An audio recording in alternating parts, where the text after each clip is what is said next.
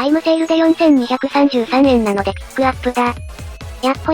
イヤホン買ってるかい？ふぐみかんのイヤホンレビューの時間だよ。今回紹介するのは、ブロンの最新1ダイナミックドライバーイヤホン、BL7。このメーカーは、イヤホンで、1ダイナミックドライバーにこだわってラインナップを展開していて、極端な感触傾向、高質な音色の BL3、及びも発売した後は、いずれも暖色傾向、臨場感と密度のある音色のイヤホンを発売し続けているな。そんな、暖色傾向のブロンが好きな人に朗報だ。その中でも BL7 は最も完成度が高い。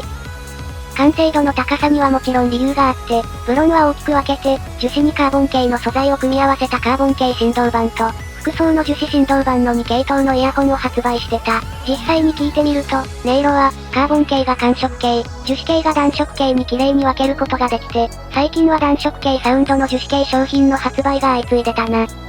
そこに、一石を投じるのが、今回の BL7 だ。極端な寒色系から暖色系の音色のイヤホンまで、幅広く発売してたブロンなんだけど、この BL7 は、最近連続していた、暖色よりの音色を出すイヤホンであると言える。でも、それだけじゃ終わらなくて、BL7 はこれまでとは異なる、繊維系の振動板を採用しているんだ。だいたいこいつがブロンの低価格1ダイナミックドライバー最高傑作になってる原因だと思う。外装の方も装着しやすい形状で、ちょっと重量がある。金属製の外装は、おそらく重量のある亜鉛系合金で作られていて、これも高音域が、アルミ系合金を使っているイヤホンほどシャープに主張してこない理由の一つになっているな。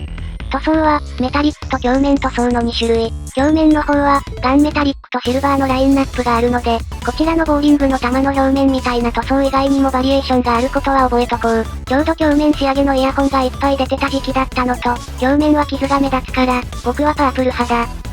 色がうるさいと思ったら、メタリックを選ぼう。BL7 の一番おすすめなところは、そらもちろんこの音色。樹脂振動板とは一味違う、繊維系振動板を採用したダイナミックドライバーは、高音域が強烈に強調されすぎない、というのが最大の魅力だ。普通、そこが抑えられてると、機械素材の音色を知ってるので、あ、フィルターか何かで抑えてるな、という感覚があるんだけど、BL7 に関しては、自然にそのバランスになってること。そして、中音域以下にたっぷりと厚みがあるのに、そこら辺の音が切り分けできるところ、が、5000円クラスの1ダイナミックドライバー機として非凡なところになる。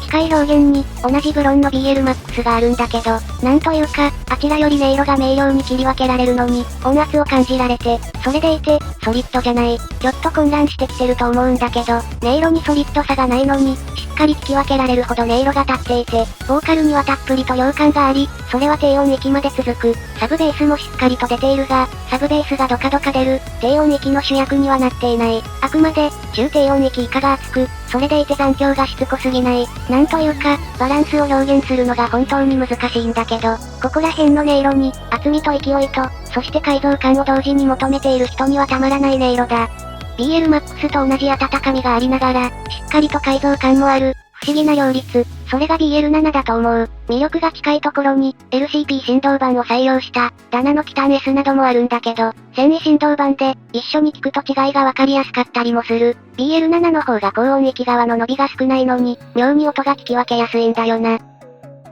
そんなわけで、セオリーからは外れているんだけど、個人的には、間違いなくブロン系イヤホンの中で最もおすすめしたい一台だ。この価格、このやりたい放題具合のイヤホンだからこそ、中華イヤホンの低価格帯集めはやめられないな、といった感じで今回はここまで、タイムセール、残ってたらぜひ、